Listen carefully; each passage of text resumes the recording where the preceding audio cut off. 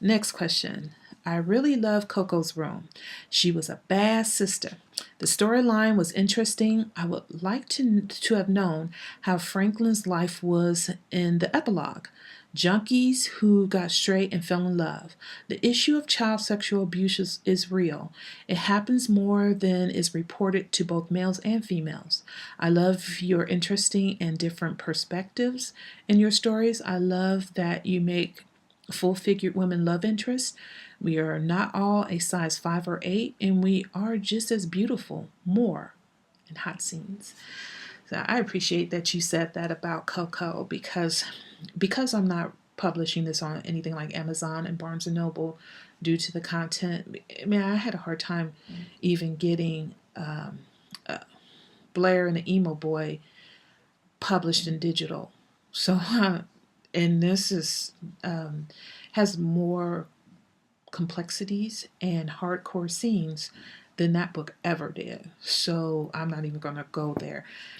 So I know a lot of people are not going to experience this book. So I'm happy to know that, to get feedback on it and to know that you got this story. It ended with an epilogue that shows the future of these two characters, but it did not talk about Franklin. You're right. And I will just tell you now that just like Coco said that Franklin wants to continue in the life of a drug dealer, he continued in the life of a drug dealer. This notebook is one of the notebooks. This is like 20 years old. Like a dog or a rat, I don't know, chewed it up. Or probably one of my kids, I don't know. But this notebook is about Coco's room. This is that notebook. And so this is the handwritten version of that book that I wrote like 20 years, I don't know, maybe not 20 years ago, but a long time ago. But near the end of this is the second half of the book.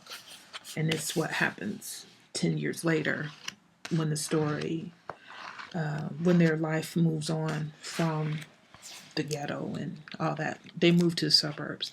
And I thought it was really interesting, the whole concept of what happens when you live a life where you are a hit woman and a drug dealer and a junkie and a murderer what do you do when you move on in your life? You come to maturity, you live in the suburbs, and your next door neighbor is that kindly couple that used to be, addicted to heroin.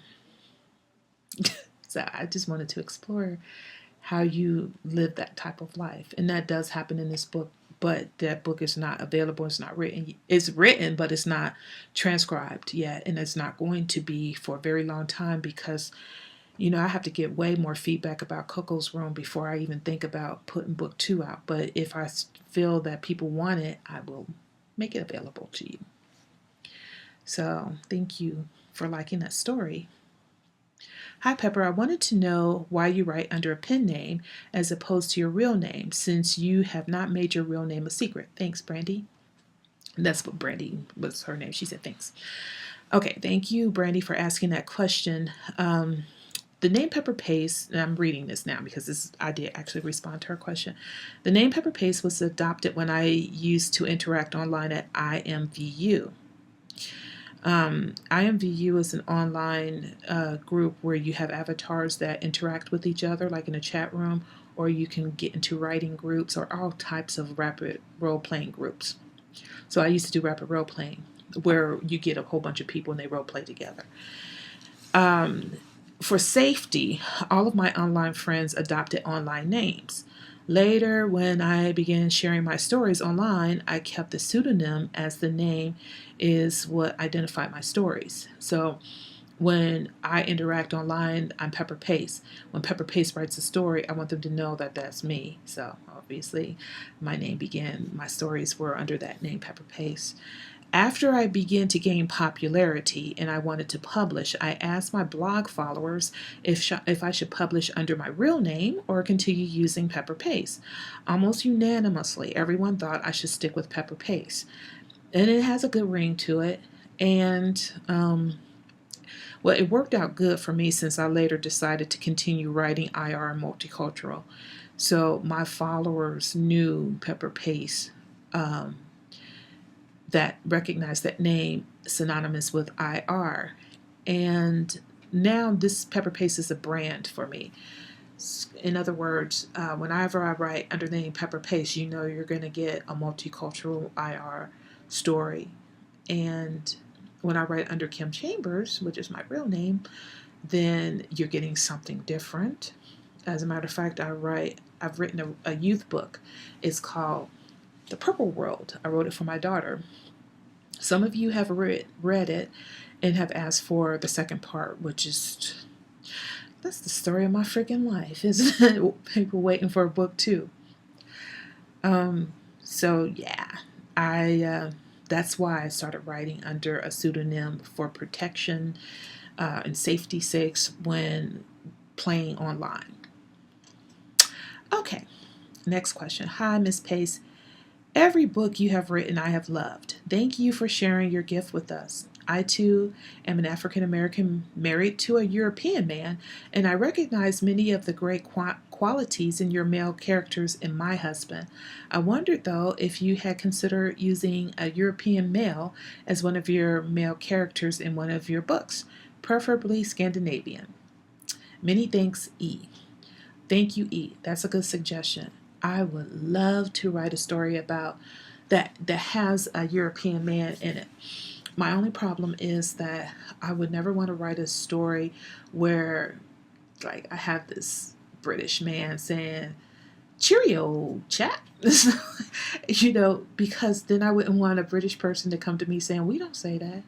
Why are you using all of these stereotypes?" So if I'm going to write about a European man, I have to do a lot of research on that, or you're going to have to help me. So be prepared to, give me benefit of your knowledge, and we'll get that done. Or not just you, anybody. So if you're a European man or married to a European man and you want to help me out, just drop me a line. I accept help. Yep, I sure do. Okay. Hi, Pepper. I noticed that your tattoo matches one of your necklaces, and I was wondering if it had a special meaning. Thank you for that. That's my Coco Pelli, and I hardly ever take it off, but I have the scarf on today, so I don't have it on right now. But before I take off this, I want you to see my jacket. I love Pepper Paste, so I make these. I have this merchandise, which you can buy too. And this one is really, really warm. Okay. Here's my Coco Pelli. I don't know if you can see it very well, but there it is. And then here is another tattoo. That's my logo. I guess that's what you would call it, a logo. But anyway, so my Coco Pelli, and I love Coco Pelli. Well, how that came about is that I'm a single mom. And so when my daughter went off to college, my son had already gone off to college. My daughter was my last little baby. And when she went off to college, I decided that it was time for me to focus on me. Where most people would think a Coco Pelli, for them it means fertility. Now, it does not mean that for me, because I don't want to be fertile. What it means for me is just freedom. It just means the start of a new life, and just traveling and making new friends and being the type of person that I wanted to focus on writing my life. Okay. Next question. I absolutely loved Beast. I am a pediatric nurse, so I have taken care of patients before and after their craniofacial surgeries. Beautifully written. When is Adaptation 2 coming out? Can't wait to read it. Now, Adaptation is my tribute or homage to Octavia E. Butler, and she's one of my favorite authors. I mean, she got me back when she wrote Kindred. She wrote she's probably my biggest influence. And if you've never read Kindred, you have to read it. If you like my stories, you would like Kindred. So she wrote a book. She wrote a series of stories called Xenogenesis or Lilith's Brood.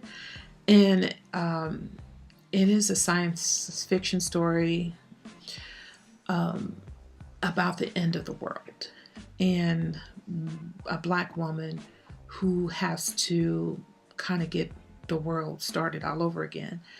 And so in my own free time, when I needed to write something just for me and I wasn't writing for my fans or trying to finish a series, I would write that story, a story about the last woman on earth. She was a black woman. And I used the world that was created by Octavia Butler. I used her world as an influence on this world. So I never thought I would publish it because I thought, nah, you use somebody else's story to influence yours. That's called stealing. But then they put a name to it called fan fiction. So I always give her the tribute, but the truth of the matter is that story, her story, inspired my story. So adaptation is I don't see it ever stopping either, because that's just my way of expressing myself and I'm just sharing it with you guys. But yeah, it will continue. I tell you what, you guys, I really need to be a full-time writer, because there's so many stories that I want to write. I mean, if I can tell you the stories that, as you want the rest of Urban Vampire, you want the rest of Wheels of Steel or Adaptation, which are stories that, well, at least with Adaptation and Wheels of Steel, they're not going to stop. And then Urban Vampires is going to be the last book after I write this one. But man, I'm putting back stories that are just they're just in my brain, swirling around, waiting for a moment where I can start writing it. So that's why I need to be a full-time author, but I can't afford to. I got a kid in college. And so anyway, let's see if we have another one. Nope. That's all the questions I have for now. But I hope everybody had a Merry Christmas. I hope you had a wonderful Thanksgiving. And if I don't talk to you before then, you have a wonderful New Year's. So you guys, peace.